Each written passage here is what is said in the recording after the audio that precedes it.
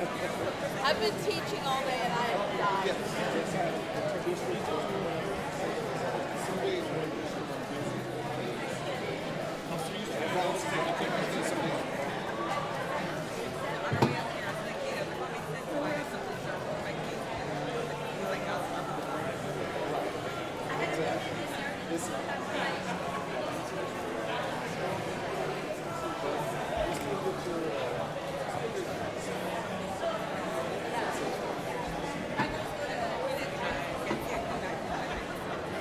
Yeah, I don't know. I was talking to Marcus about it. He was like, guess we'll see. They're going over all that right now, trying to figure it out.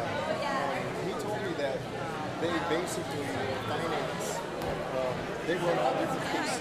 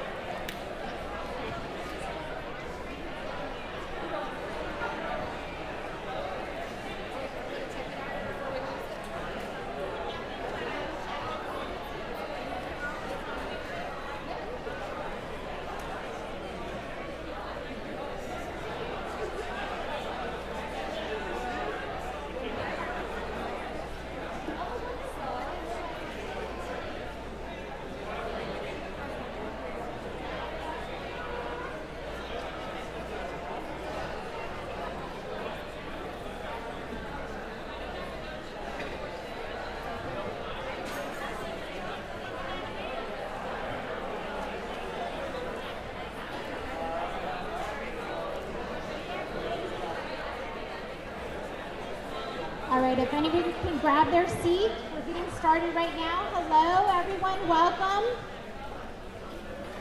I'm Alana Reed, I'm the Director of Communications and Engagement for the City of San Antonio. Welcome to your District 10 Budget Town Hall.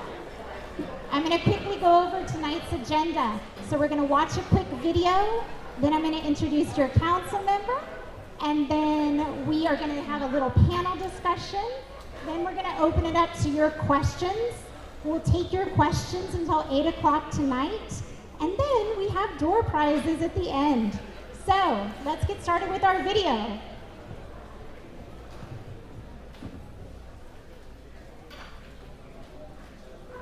We appreciate you spending your valuable time with us. Before we begin today's meeting, I'd like to take advantage of our language access services. If you need assistance in American Sign Language, please visit with one of our interpreters. Si necesita servicios de traducción en español,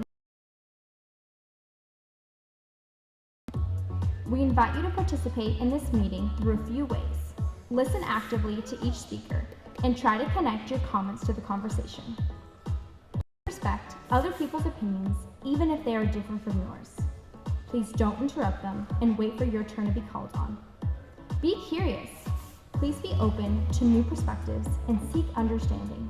It's okay to challenge ideas. Please don't attack people's character. Agree to disagree. Sometimes it's okay to move on in the conversation without an immediate resolution. Share airtime. Everyone has wisdom and deserves the right to be heard. If you need any assistance at today's meeting, please reach out to a member of the City of San Antonio team. They are wearing city shirts to make it easier for you to find them. Let's begin today's meeting. Please welcome your host. All right, let's give a big round of applause for your District 10 Councilmember, Mark White.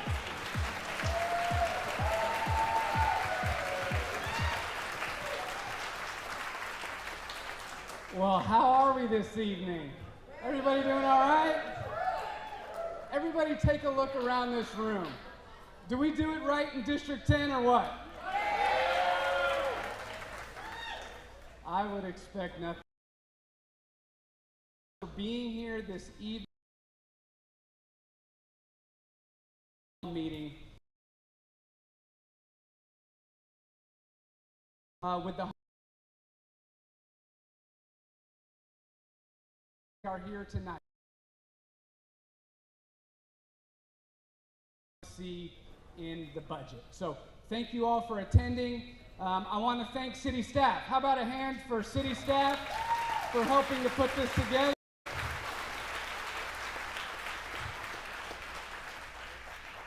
The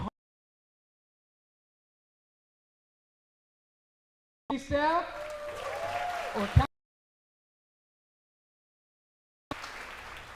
I also want the Northeast Neighborhood Alliance.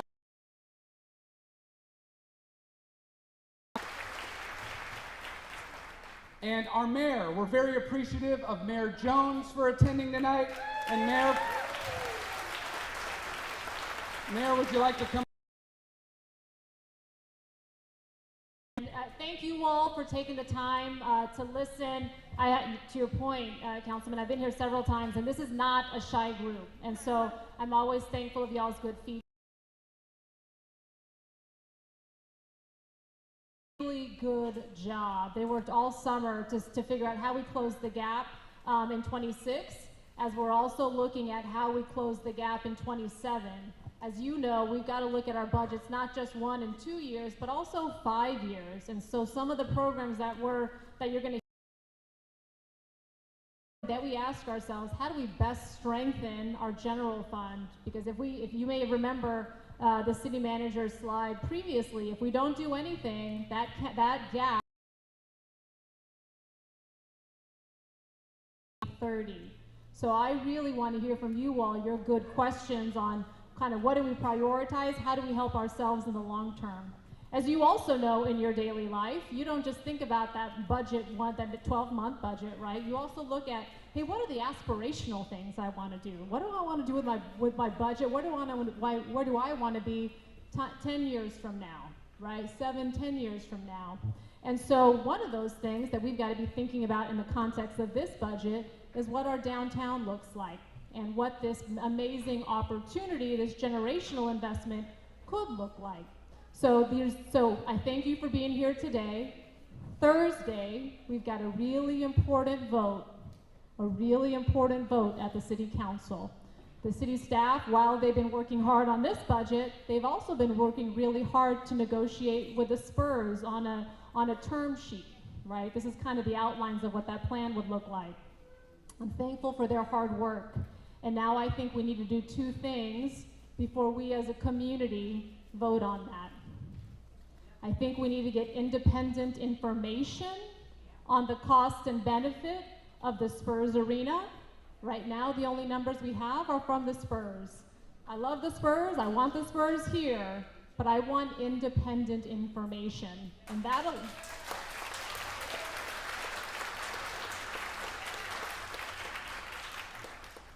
I want independent information, and then I want to make sure your good councilman brings that data to you, brings you the draft term sheet. That arena is going to cost, the Spurs want it to cost $1.3 billion. You know what you'd be on the hook for? $489 million. I think you deserve an opportunity to review the data, review the draft term sheet before your councilman votes on it.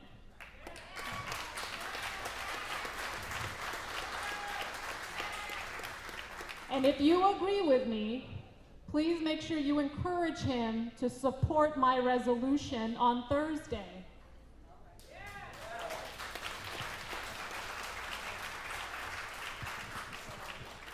I grew up on the far west side of town. I'm a John Jay kid.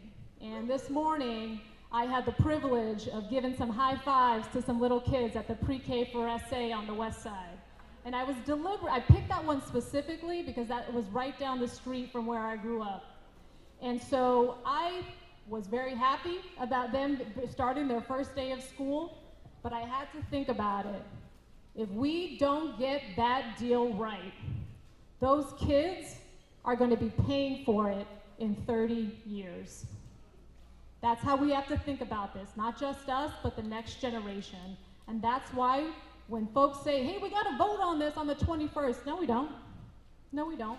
We got to do our due diligence. So again, give me the independent data, and two, bring it to the people and hear their feedback before you sign them up for $489 million. All right, one sec. What's the rush, man? What's the rush? All right, so thank you, because when we think about that Spurs arena, one of the things, because we're going to hear, hey, we need more cops, we need more this, and we need more that. That's why I'm hell-bent and pushing and make sure, hey, is there some revenue sharing we might be able to get as part of the deal, right? We got the top 2 players in the entire league now. Those tickets are going to go up. The concessions are going to go up. Parking's going to go up. Naming rights is going to go up. So when the Spurs benefit, I want us to benefit. And I want that money to go into the general fund so we can do all the projects you all care about. Okay? All right. We got to get this right. Y'all, we got to get this right. So please, if you support what I just called for, independent data and bringing it to the people for feedback before a vote on the term sheet, please encourage your councilman to support that. Thank you.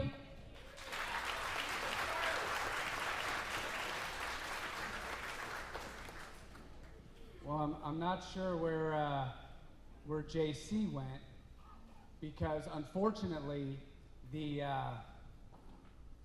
MO, the dishonesty, unfortunately continues.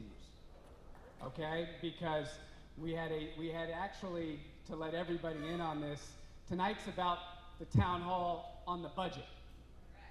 And we had an agreement literally 5 minutes ago that we would allow the mayor to come up and speak if we kept it to the budget and not on Project Marvel. And yet we just saw what took place. So what we're gonna do, we are going to keep this to the budget tonight, and the issues related to the to Project Marvel and the Spurs Arena. Our city manager Eric Walsh has agreed to be back here in September, and we are going to talk all about the arena and your vote in November, because at the end of the day, you, the people, are going to get to decide in November whether or not this continues. That's the way it should be, and we have to get you all of the information before November so that you know what you're voting on. Now, what, Mayor, respectfully, you've had your opportunity, Mayor.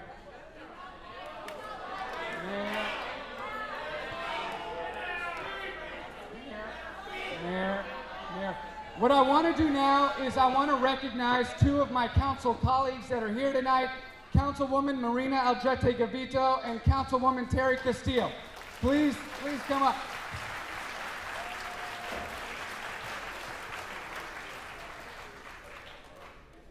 Now, during the last 2 years on council,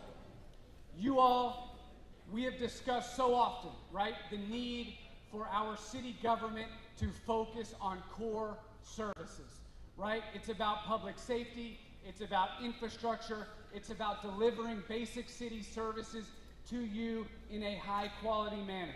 I'm here to tell you this evening that my council colleagues, Marina and Terry, have stood with me for the last 2 years, fighting for public safety, fighting for infrastructure, fighting to do something about the homeless situation we have in San Antonio. These are really hard-working council people. I am honored to serve with them down at City Hall, so please give them a round of applause for all of their work.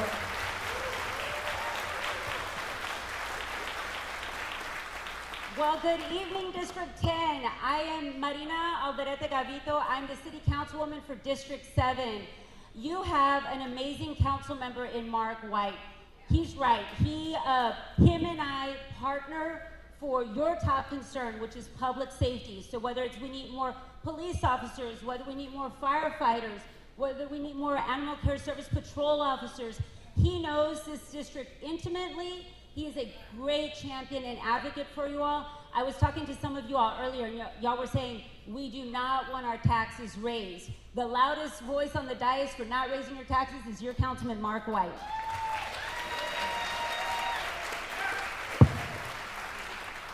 So I'm honored to serve alongside both Councilwoman Terry Castillo and Councilman Mark White, and together, you know, the council, being on council is a team sport, and together we're getting things done for y'all. Thank you so much for having me there tonight, and I look forward to hearing from y'all. Good evening, District 10. I'm Councilmember Terry Castillo, extremely proud to represent the south and southwest side of the city of San Antonio, and great to be back in District 10.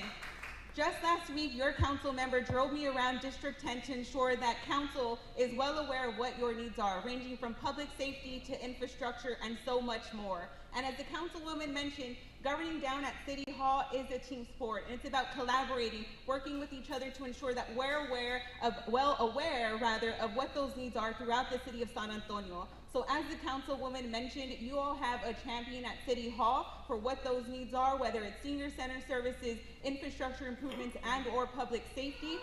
He's someone grounded in the information and always ensuring that what he advocates for down at the dais and at City Hall reflects y'all's needs and priorities, and it's been an honor to serve with Councilman Mark White. Thank you.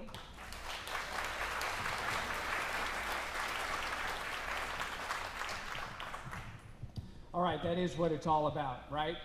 As we know, it takes 6 votes to get anything done down at the city. And so it's about working with your colleagues, understanding what they need in their district, having them to your district, like we did with Terry this past week. I drove her around the district so she could see where the needs are here in District 10. And as we move into budget discussions, now we'll be able to better work together to get you all what you need, the resources that we need here in District 10. So very, very thankful for my colleagues. So here we go. We're going to talk about the budget, and I am now going to introduce our city manager, Eric Walsh. And let me tell you, folks, nobody works harder than Eric. Can you imagine, right, trying to wrangle the 10 different council people that we have in this city and the mayor, all with different personalities, all with different ideas on where the city should go. Eric works so hard. There's not a day that I leave City Hall that his truck is not still there. He and his team working to make this city better. It's an honor to work down there beside him. And Eric, come on up and let the folks know what we're up to in terms of the budget. Thank you, Councilman, and thank you all for coming out and joining us. We always get a huge crowd out here in D10, and you know, this time of year, it's about getting input from you all on the staff's proposed budget that we delivered to the City Council last week. And I think the mayor or the councilman mentioned it.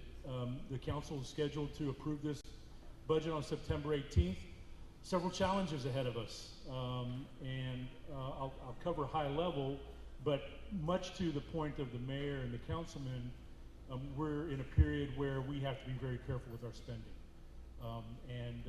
The new mayor and council came into office in mid-June, and before July we had a budget work session to share with the mayor and the council where our expenditures headed, where our revenues headed, and how do we get those to align. At the beginning of summer, we were projecting our expenses in the general fund, which covers the police and library and buildings like this, at a projected increase of 3.5% increase in next year's budget, fiscal year 26. And we were projecting a 1% increase in revenue. And for those of you that balance your household budget, you know that that can't sit too long. And the longer you don't deal with it, the worse it gets in terms of compounding. The proposed budget that we laid out last week to the council has the general fund expenses only growing at 1.6%. So we have, over the course of fiscal year 26 and 27, really proposed reducing spending while keeping in mind the core priorities of the council. And those of you that participated in our budget survey, homelessness, public safety, infrastructure, housing, and animal care services. You know, it's about laying out a plan and working through it.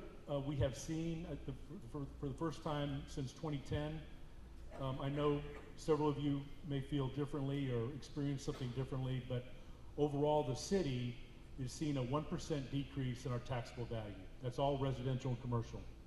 The last time we saw that was after the 2008 recession in 2010.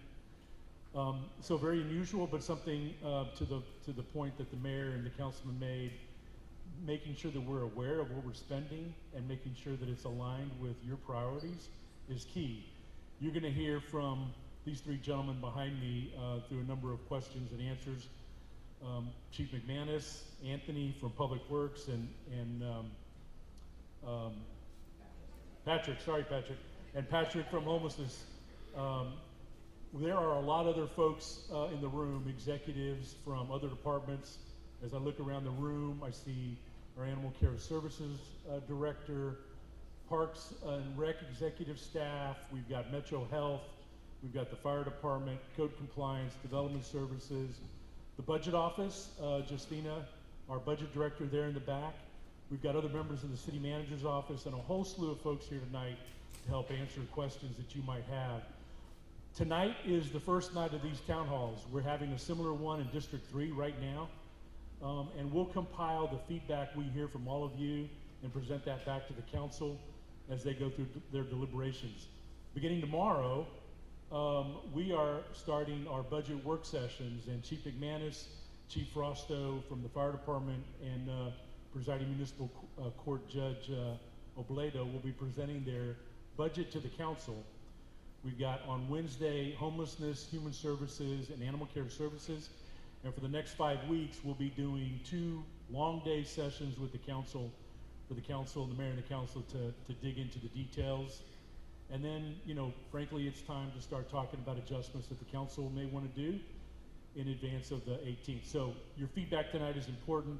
We've got a bunch of folks there in the back of the room that are going to be recording questions and answers and getting that feedback So thank you for spending your evening with us. Don't take it easy on Chief McManus, because Councilman White and the mayor and the other council members here tonight are going to be grilling him tomorrow. So consider this a dry run for the chief. Chief?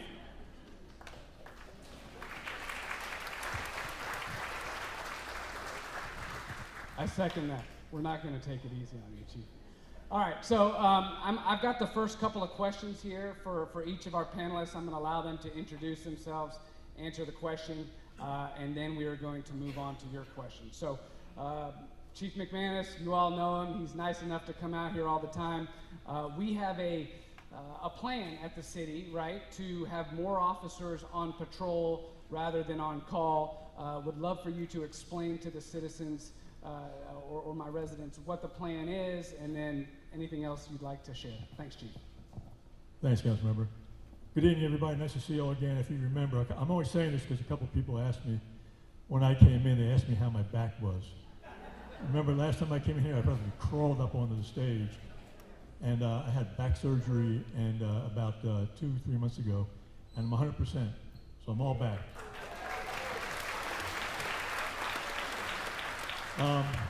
So what we're trying to do is right now, police officers spend 60% of their time on call, answering calls for service. So what that means is they can't be very proactive. The other 40% of the time is their discretionary time, where they do directed patrol and work on neighborhood issues involving mostly quality of life, things of that nature.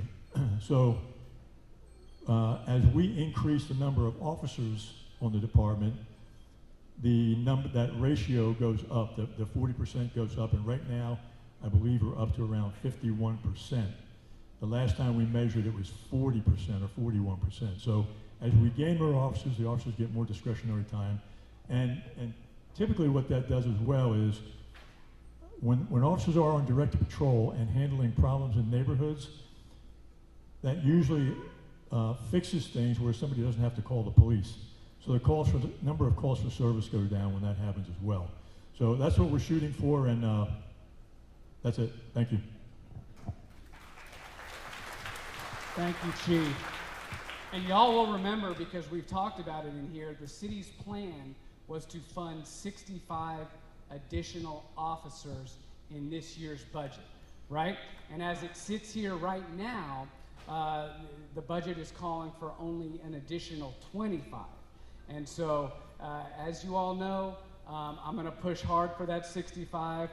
We've sent a memo to our city manager, because I know for you all, public safety is number one, and we need to get more officers on the street.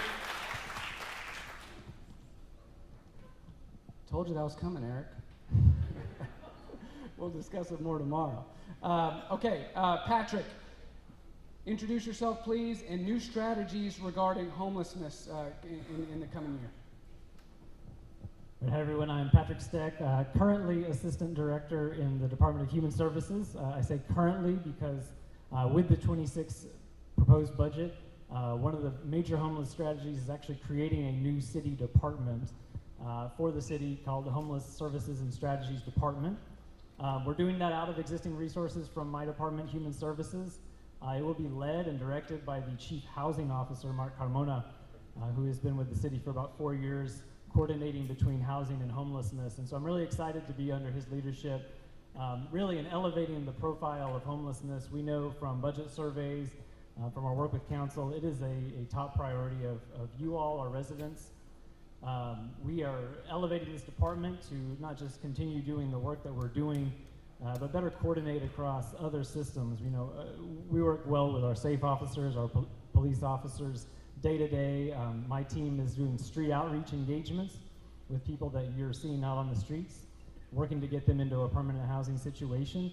That can be a complicated process of repeated engagement and building trust, getting their ID back, getting them into a shelter or a housing program. It takes some time to build that engagement. So we do a good job of the day-to-day, but building that higher level strategy, it's a complicated issue, homelessness, that every major city in America is dealing with. And so in San Antonio, we really want to take a look, working better with our criminal justice system, with our mental health system, our medical system, our criminal justice system. We have a lot of things started, but elevating this to a new department will raise the profile and the work within the city organization to work outside of the city organization. We are continuing with our, the city's FY26 budget makes an investment in the low barrier shelter, and that's a shelter operated at a hotel downtown. It's been operated for the last 2 years, and even prior to that in a smaller hotel facility for the last 3 years or so. It's an alternative shelter option to provide folks a place to get into quickly on their housing journey. It's not a long-term housing situation for these folks, but it does help them stabilize, breathe, get a space for themselves as they move on into permanent housing. The city's budget does include 1 more year of funding for that. It had been federally funded. And then we are looking for these, like I said, working with other entities, other systems, long-term funding plan for that. We know it's become an integral part of our homeless response system. So that's what the FY26 budget includes for homelessness. All right. Thank you. Thank you, Patrick, for that. Anthony, you've been here before, so again, please introduce yourself and tell my residents, in light of the recent storms, what is the city going to do moving forward in terms of flood mitigation? Good evening, everyone. My name is Anthony Chukudoloi. Everyone calls me Anthony. I'm the Deputy Director of Public Works in charge of streets for the city. And so this next year's budget includes $11.5 million allocated towards repairing damaged roadways, drainage systems, and other infrastructure at 3 low water crossing sites that were damaged in this last flood. It would enable us to restore safety and functionality to those roadways. We're also working with our partners, which is San Antonio River Authority, Bexar County, to enhance the flood warning systems. Bexar County authorized $21 million to enhance 101 low water crossings where we need to improve the infrastructure. The funds allocated also will facilitate the installation of new warning systems at 20 other sites. Thank you.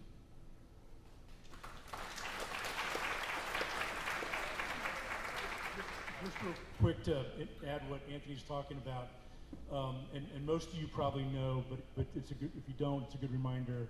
So after those storms in June, the city hired an independent engineering firm to determine how that occurred. Most of you that are familiar with that area understand and realize that that was not necessarily a low water crossing. It runs parallel to a drainage channel, Vital Creek. And I expect to give the council, mayor and the council, an update by the end of this week. That report will be final and we'll be making it public, but really to understand the 9 or 10 inches of rain that this part of the city, right up here, up Nacogdoches, received that evening and what occurred.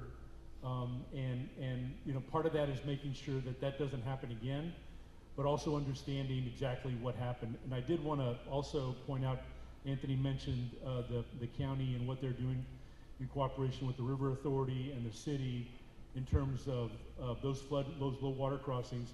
Commissioner Calvert is in the back of the room and certainly has been part of those conversations as well. So we wanted to thank you, Commissioner, for that continued work and partnership.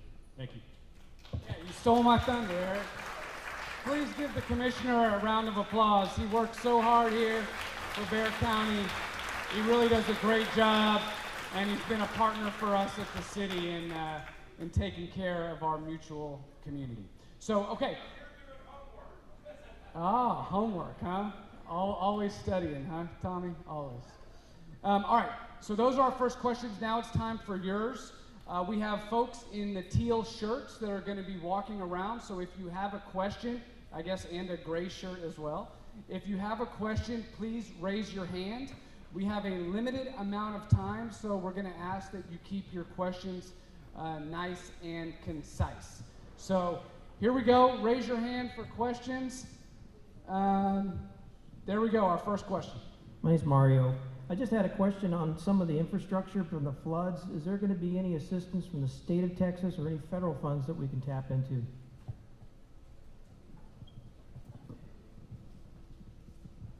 So unlikely, and no. Part of the mayor and the county judge did declare an emergency. There was some damage, obviously, on the northeast side of town. There was some on the northwest side of town, and then on southern part of the county. We reached the local amount necessary. That declaration was sent to the governor. The statewide damage did not meet the minimum to be sent to the feds. And so we had $21 million worth of combined damage between the city and the county, and the state needed to get to $55 million before the governor submitted it up to FEMA. All right, next question. Where? In the back. All right. Yes, sir. Good evening, sir. Question on Perverti Road. They did construction to widen it, and then they stopped it just a little bit past Jug Road. I was under the impression, or maybe I got misinformation, that from the construction workers, that it was supposed to go all the way to Redland. Is that correct or not, sir? John, you're going to help? Sorry.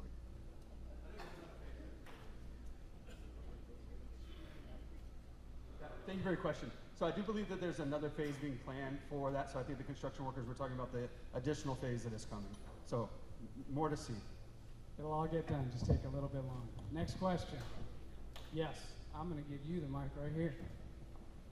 You stated a minute ago that we were only allotted 25 police officers, yet the paper we were given says 53. So, and Eric can answer the question. We have some police officers that are coming over from parks, and Eric can better explain it. But the funding for the new officers is just the 25. Yeah, I'm sorry, ma'am.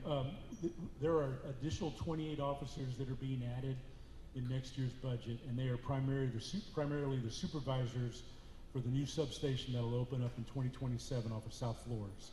So it takes 7 months to go through the academy. The chief will put those positions, fill those positions in the academy next summer, and then they'll be graduated and out by the time we open up the substation. The 25 that the councilman and the chief talked about are just additions to patrol, and I think that's where you're getting the 53. Thank you. Yes, ma'am.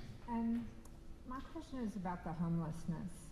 And y'all said that this man, I'm sorry, I'm terrible with names, but that you said that the apartments were a good place for them to get off the streets and begin their stabilization.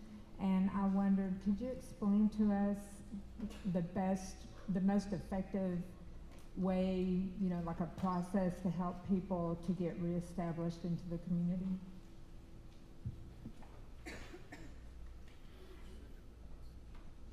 Thanks.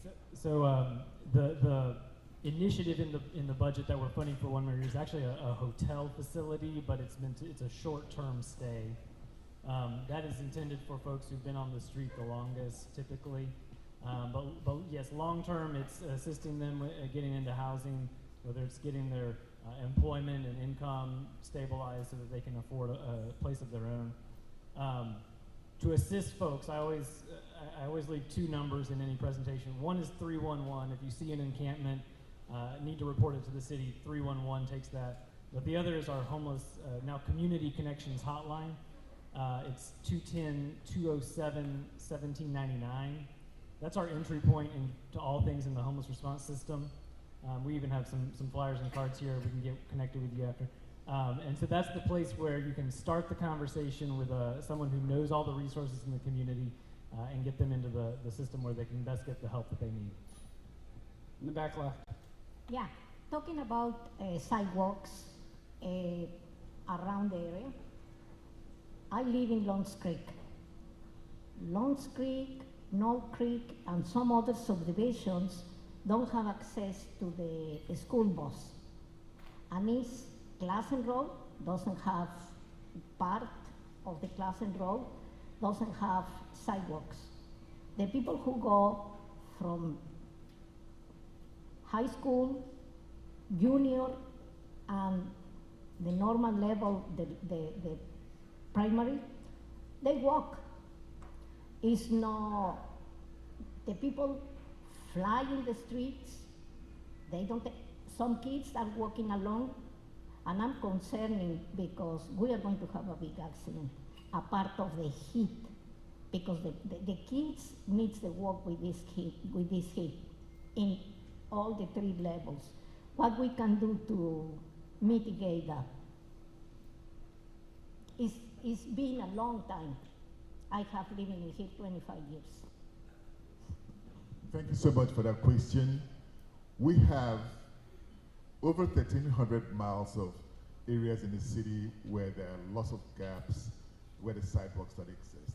However, the city has continued to invest significant amount of funds in sidewalk construction. This next budget includes about $17 million towards sidewalk construction. I have staff here with me who are going to get some of the information, and we'll look at that and study that area and look at how the area can be included in our plans. Also, just want to let you know, we prioritize the locations throughout the city where we build sidewalks. And proximity to schools, major destination, is a major criteria that's taken into consideration in us making recommendations for where sidewalks get constructed in the city.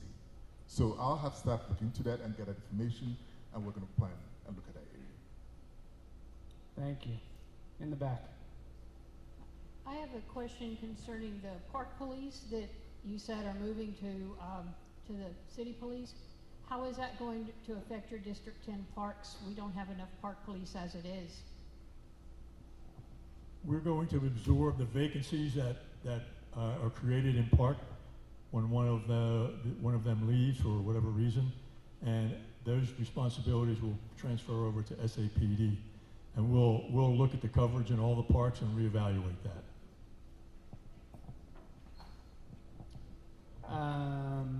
Yes. I'm Paul Zase. I'm a leader in Cops Metro. Lived in this district for over 30 years, or nearly 30 years. I'm wondering, since we don't have the analysis yet of what this Project Marvel is going to cost, but we do have the analysis that we're looking at a growing budget deficit that's going to go over many years, what's the hurry to have to make a decision this month?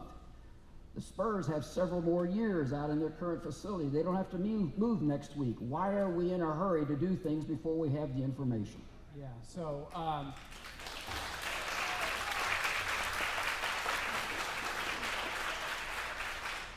so we are going to keep it to the budget tonight, but I will give you a quick answer on that. The reason that the majority of my colleagues and I believe you will see on Thursday, feel like we need to move forward is because the county has called a vote in November, okay? And that vote in November is going to determine whether or not this Spurs arena moves forward or not. You and the rest of the citizens in San Antonio are going to get to decide with that vote in November, and that's how it should be. Our position is you all need all of the information. You should have all of the information on the deal prior to going to make your vote, right? That's right. And this term sheet that I'm confident is going to be finalized on Thursday, you're going to get to see everything that this deal entails. And you'll recall a couple of weeks ago, right, when there was this discussion of, well, if the stadium's $1.5 billion, right, well, doesn't that mean the city will be in for, over $600 million or something like that? Well, that's exactly the type of confusion that finalizing this term sheet will eliminate, because you're going to see in the term sheet that the city number will be capped. So the reason we're moving forward on Thursday is so that the citizens of San Antonio have all of the information that they need regarding this deal prior to going to the polls in November. Yes, sir. Yes, as far as I-35 on the top of the city, and Chief, I'd like to address part of this to you, is that it floods on the bottom level, and we see it in the news a lot. And to me, it's an embarrassment. We're competing with Houston on flooded freeways.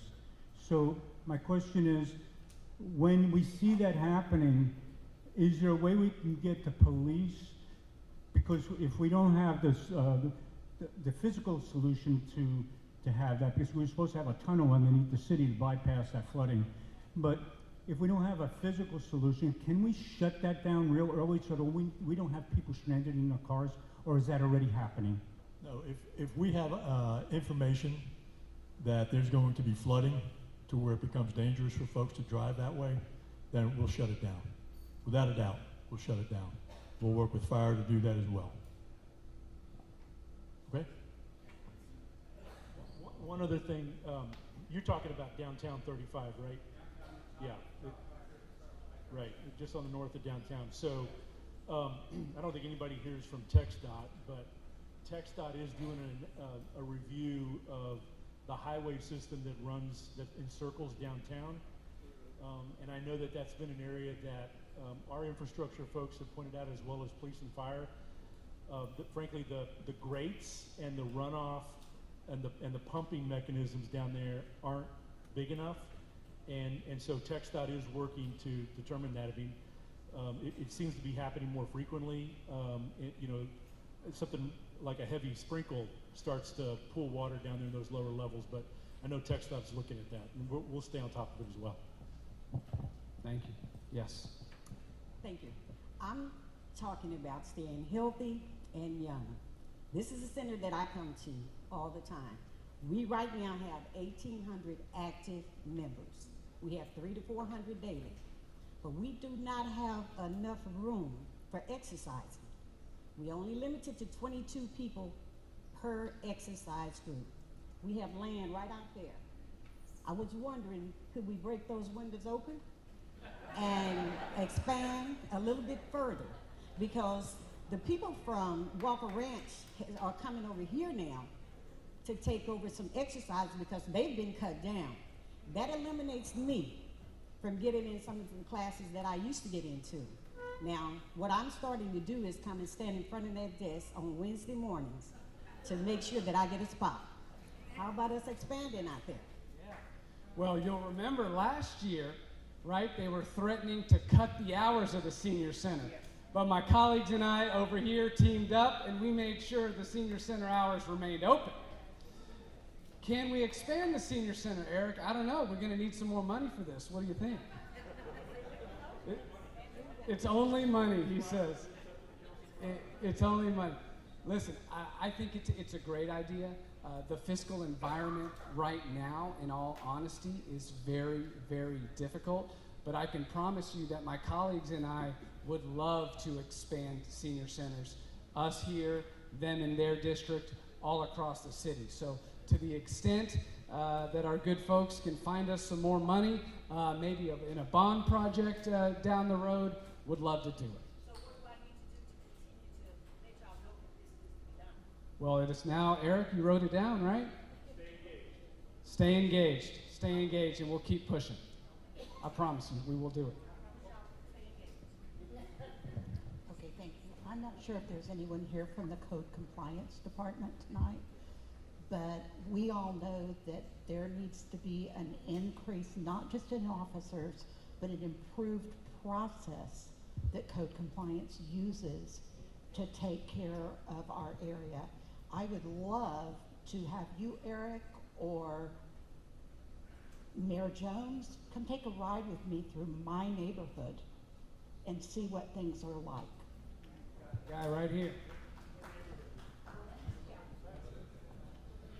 Good evening, everyone. My name is Amin Tomas, Director of Development Services. Code Enforcement is part of DSD. We are actually working on Code Enforcement Strategic Plan, and we did do listening sessions with all the districts and all the community. The consultant is working on putting all the information that we gathered together, and will provide us a report very shortly in the next couple of weeks. Hopefully, based on that information, we will revise our goals, our processes and procedures to make sure we meet the requirements and the need that you guys told us you want us to do. In the back, way back left.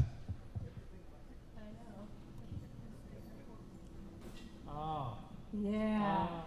So considering this is a budget meeting, I have a question about zero-based budgeting that we heard about some time back, and was where all the departments had to account for every dollar that's being spent.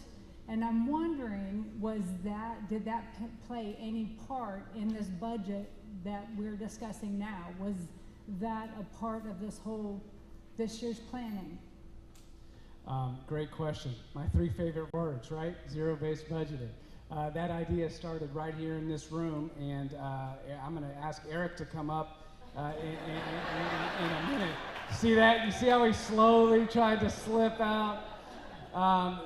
The short answer is we did some departmental reviews on this budget where they went line by line, and guess what happened when they went line by line and looked at all the expenses in a few of these departments?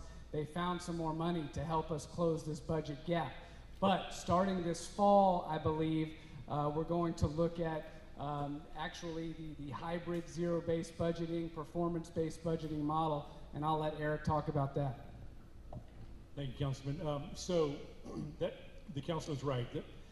As we get done with this budget and the council adopts it, we have introduced and will reintroduce to the mayor and the council elongating our budget process, and that doesn't just happen to the joy of the budget analysts in the back.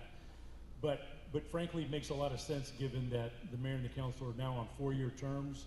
Generally, that strategic conversation is happening in April, May, and sometimes June, and changing it so that the council can set those strategic objectives in the fall, give us time to do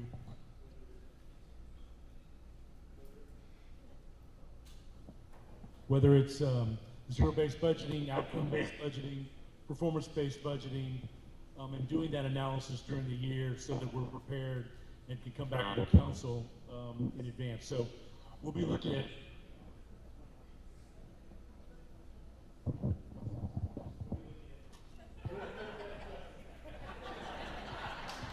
All right. Let's go to the back. Yes, ma'am. Hello. I've lived in this neighborhood 32 years in District 10, and my home that I have built has an easement behind the privacy fence and then a ditch. I have been calling for 5 years the 311 number to get the vegetation cut. It's probably 10 to 12 feet high, and when it rains, that ditch fills up quick, and it comes into our yards, 2 to my right and 3 to my left, and our yards are half full. It almost comes to my stoop, and I get so worried about flooding in my house. Yeah, who wants to talk about?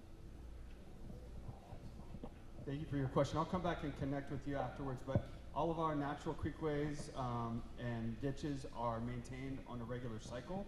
So I want to come get that addressed to make sure that part of what you're describing is what we are maintaining, but each cycle includes a mowing, so we'll make sure to follow up. All right, over here.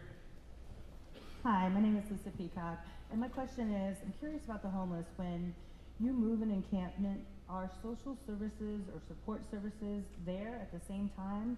And respectfully, our councilman, Mr. White, I don't like that you cut our mayor off, but that's my question.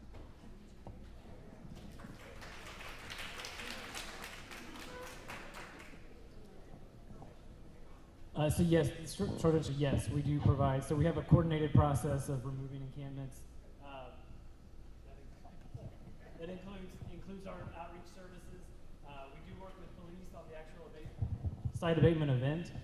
Police are there, but our street outreach teams are always there, both before when we're assessing the site, and then during when we're removing it, both with the police and solid waste teams. Where do we have? Right back there. Okay, I'm very concerned about Project Marvel. is because I remember when I was growing up how beautiful San Antonio was with all its beautiful old buildings and all. Well, now everybody's saying they're destroying them downtown. And they're saying, well, San Antonio has to keep up with Dallas and Houston if we want tourists. We don't need to do that. We have the Riverwalk, we have the missions, we have museums, we have SeaWorld Fest. We have so much in San Antonio. We do not need an arena when we've already had several arenas. But it sounds like the council in San Antonio, they've already decided we're going to have it. They started tearing down the buildings downtown where it's going to be. And what if the people vote against it? Of course, we will vote against it, a lot of us, but it's still going to go through because we should have been allowed to vote before anything was touched downtown, not after, not now.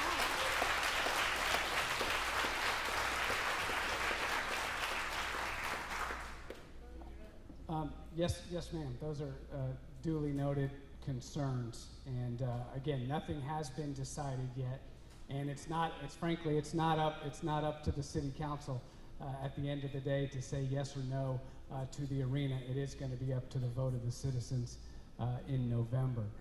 Yes, ma'am. Hi. So I was confused. Here it says we're spending $110 million over 3 years without impact to city services. I was in a Health and Human Services or Metro Health meeting a few weeks ago, and they said they were having to cut back on their services and really refocus, especially with the loss of federal funding. So I think even if you can say that our cut in funding isn't going to impact city services, city cut in funding and federal funding cuts and state funding cuts are going to have an impact. So we really should be trying to assist our city departments in covering those cuts in our budget.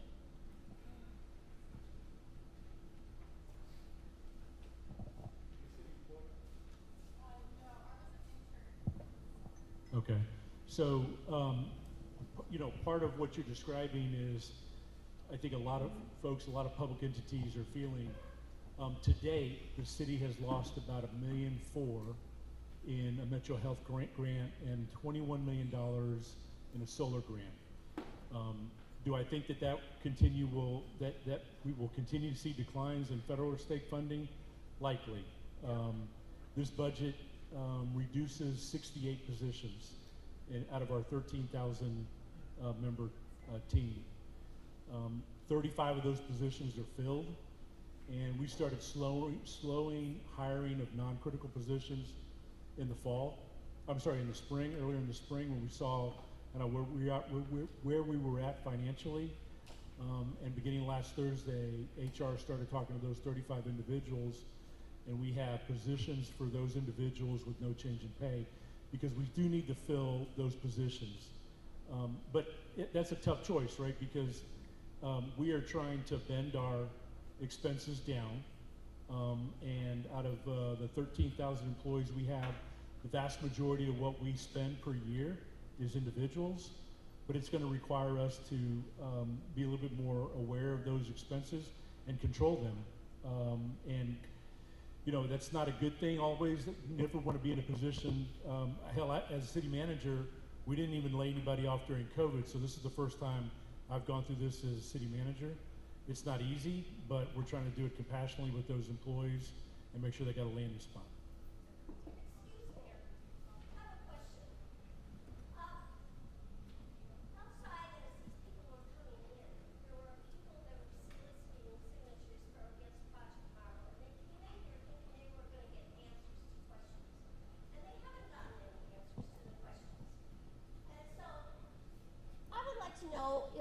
Are you supporting an independent economic assessment of a situation?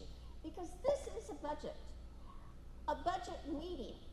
And you know what? I have been all over the city, in the Pearl, Alamo Heights, this area, the South Side. I've gotten 540 signatures against Project Marble. And that's only the beginning. So people want answers, they want honest answers, and I think the people in this room deserve that.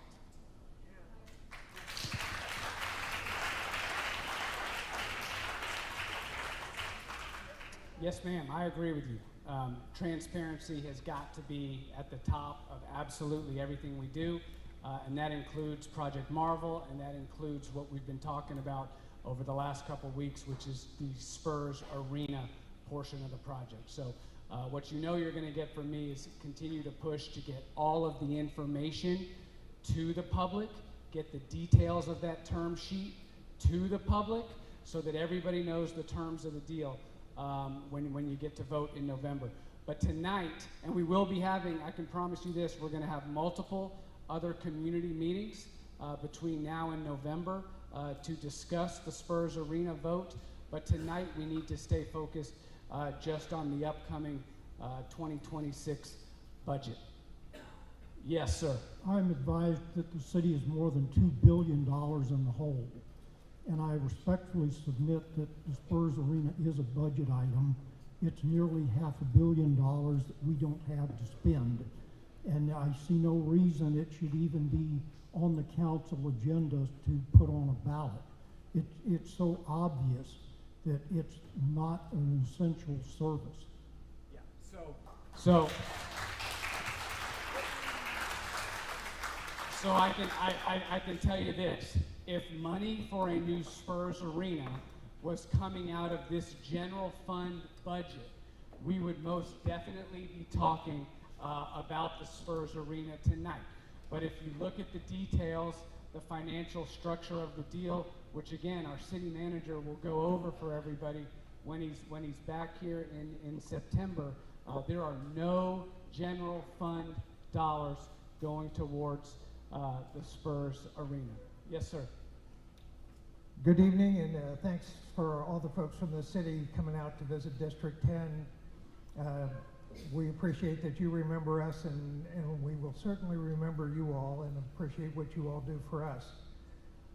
My name is Dennis Stuckey. I'm on the Citizens on Patrol for the Northside Neighbors on Patrol section. It's a community policing program that we have here in San Antonio. And we work every day with the police officers, men and women from the San Antonio Police Department. The professionalism, the dedication is absolutely unsurpassed. We're concerned about the plan to cut the number of police officers to get our level of safety and patrol up to the needed numbers. Having said that, my question is to Mr. Walsh, which, as we're talking about the budget, when you did your prioritization, sir, what were the three areas, many areas I'm sure, but what were the three top areas that you targeted for cuts or changes that would help us meet the deficit?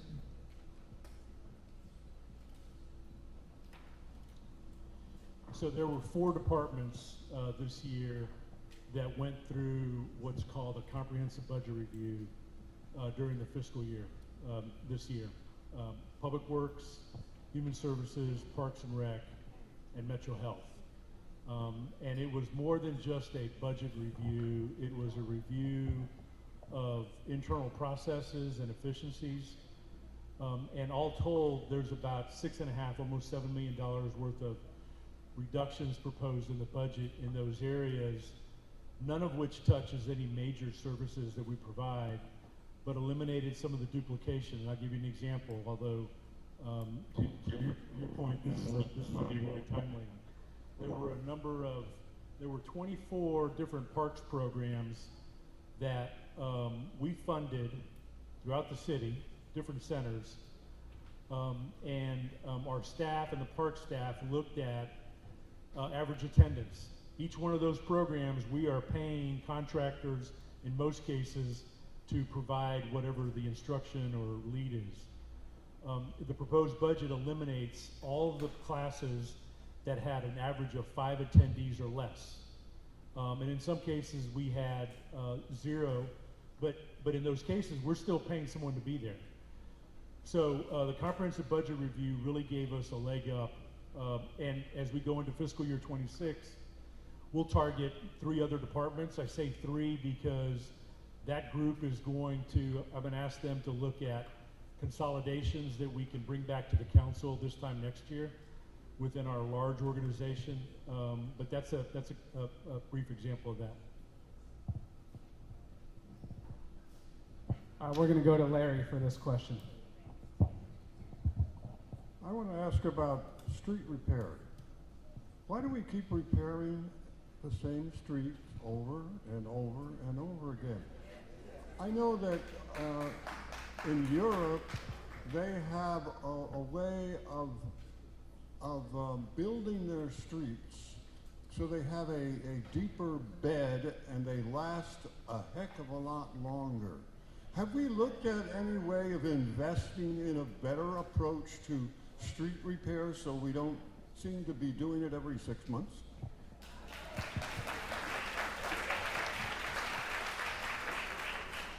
Larry, that's a great question and a timely one. The proposed budget proposes to bring somebody in to re-look at how we're deploying those.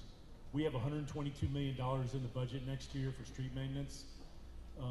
The methodology that we've utilized, that Anthony and his team have been utilizing at Public Works, hasn't changed in about 15 years, and we've got better access to data. I'll also share with this group that this is my 7th budget summer, and I have less and less confidence that we're deploying that in a manner that is conducive to actually maintaining our streets. I firsthand have seen streets that seemingly are being repaired while driving other parts of the city, wondering why they aren't. And you know, and I'm just being honest with you, I'm the city manager, and ultimately I'm responsible for it. And I shared this conversation with some of the council members in the spring, and then brought it up at the June work session with the council. But when I think back, we've probably spent about $600 million over the last 5 years in just street maintenance in this entire city, and I don't think we're doing it effectively. I don't understand why we pick streets out of some neighborhoods rather than dealing with the worst neighborhoods, getting it all done and moving along. But I think it's time to kick the tires on that old system that we've got, and we're going to be doing that next year.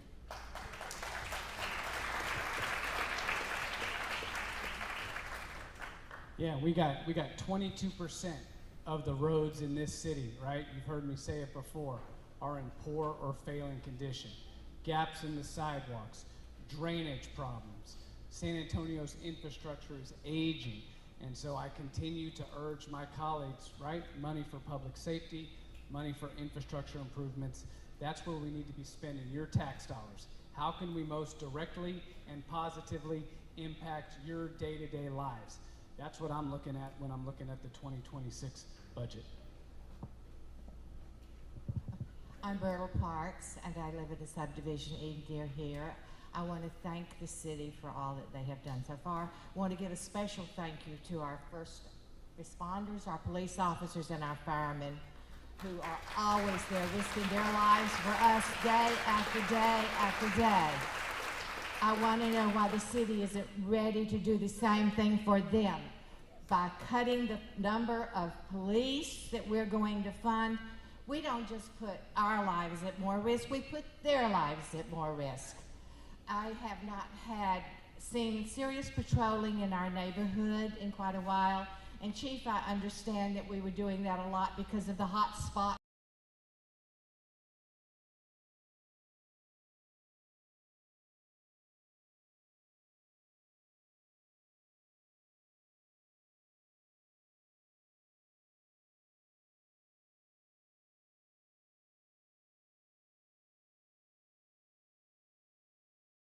Patrolling being done.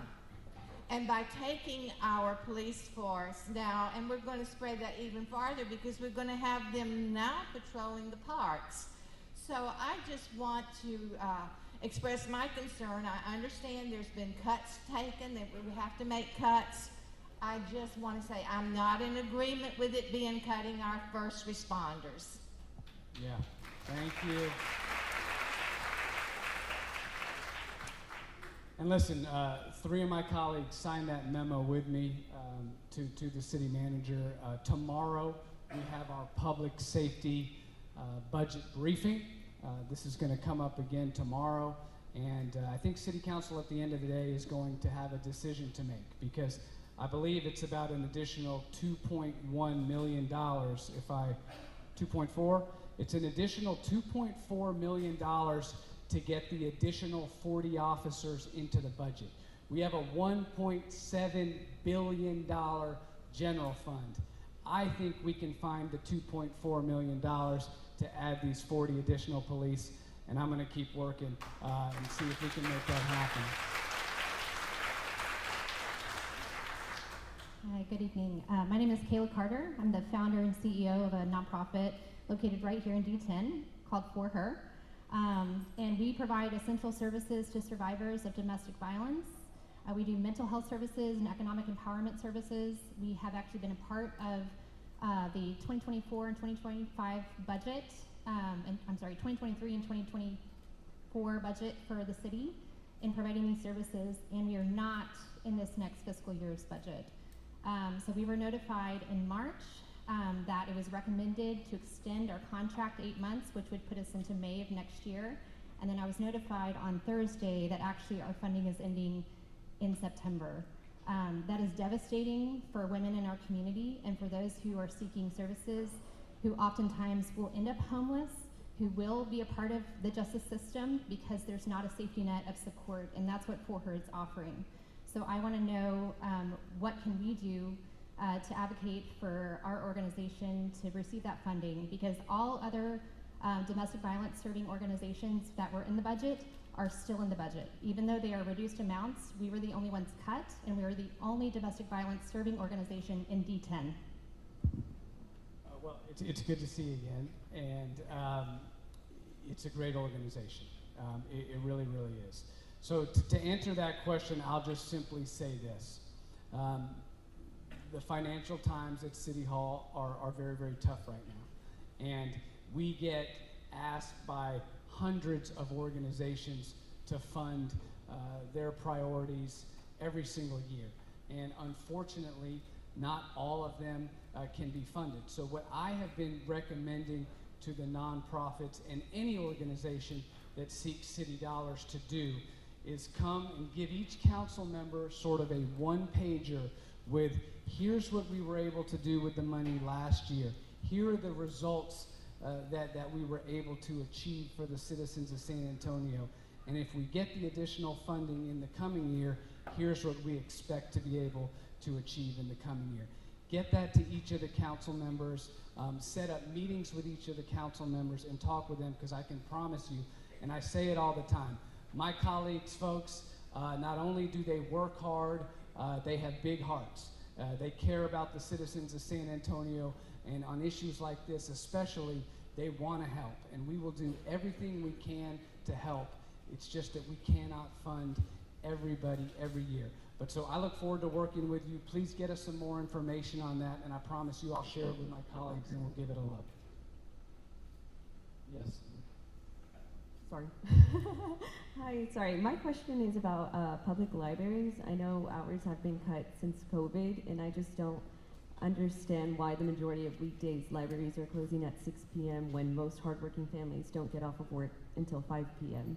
And I think that families need that space, and I just want to know if any part of the budget is going towards increasing those hours.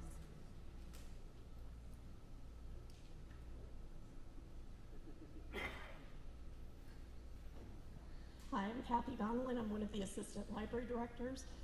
The branch libraries are open 7 days a week, 56 hours a week. So we do have 2 late night evenings until 8 p.m. In the back. Hi, my name's Isaiah Banta, and I wanted to address, this is good that this conversation is happening around the general fund, but to say that the general fund and the tax structures that would go to Project Marvel are not related, I think is a bit of an obfuscation. In the past, the hotel occupancy tax, the Bexar County venue tax, the tax increment reinvestment zones, all that stand to give hundreds of millions, if not billions of dollars, have in the past been used to subsidize the general fund. And I'm just saying that, and I think that a larger review of the numbers, as has been brought up here before, to say that that isn't related to the general fund, I think, is not the full picture. And an independent economic analysis would...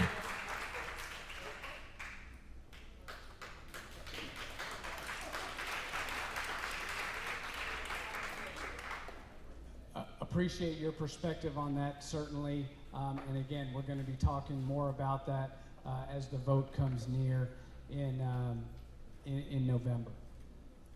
Yes, sir. My name is Roger Ross, and I live in High Country. I walk every morning through the neighborhood. I have some slight mobility issues, and there's several places where the drainage ditch goes through the neighborhood, and so you're walking down the sidewalk, and it just stops. No sidewalk across the drainage ditch. You go on the other side, and it starts again. So I reported it, and I was semi-pleased with the response I got, except I was told it would take a study of 4 or 5 months to see if we needed a sidewalk across the drainage ditch, so I didn't have to walk in the street every morning.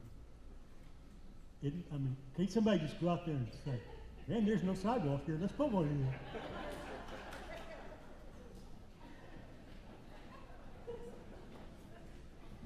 there. It's unfortunate you got that answer, sir. Seriously. I have my team here, and we'll be out there tomorrow taking a look at it. All right. Now that's responsive city government right there. Thank you, Anthony, for that.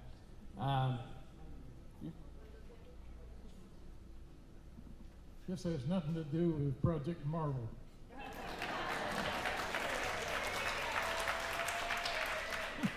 I just have a quick question, Mark. By the way, I'm Don McCauley. I've been around for many, many years and have been involved with the neighborhood associations in High Country. But what I'm curious about is you got $1.69 billion proposed for the general fund. How is that utilized, and who authorizes the expenditure of that funds, and is it transparent? The man who authorizes it is right here. So the council authorizes the budget and the spending in accordance with the police department's budget. When the council approves the budget, every department has an allocation that they have to legally stay within. Transparently, if you're so inclined, on the city's website, you can look at the entire general fund, actually all the city accounts, by line item and historical, to see what Chief McManus spends on office supplies at the police department, throughout the department, or in any department. So, but the council authorizes through the budget ordinance, in accordance with the city charter, the authorization to us to spend. So this is primarily capital expenditures? No, primarily it's operating. And 79% of our expense is associated with the 13,000 employees. That's a lot of money. It is. Yeah, so council sets the priorities and where we want the money to go, and then Eric and his team executes, and Chief oversees his department, he executes there, and on we go. Yes, ma'am.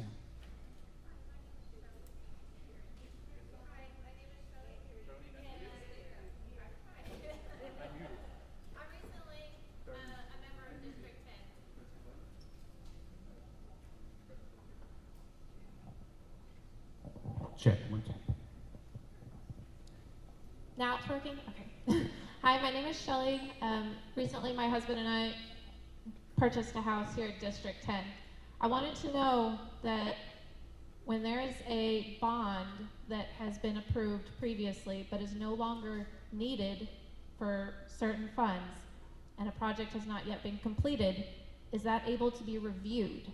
Because in our neighborhood, the city is proposing to make a drainage ditch that takes about 25% of our yard for drainage that is no longer an issue. And we are standing to lose property value. We are standing to have to deal with construction for the next year plus, and it's no longer needed. So I would like to know if it's possible to reevaluate that.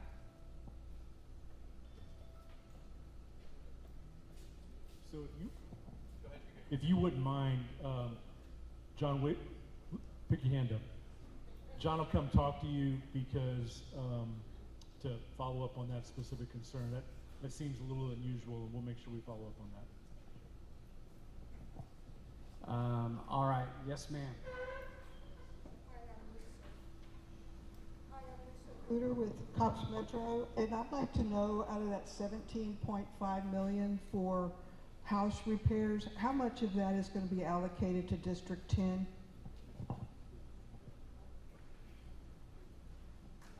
The District 10 numbers for house repairs. Do we have that exact number? Yeah, here we go.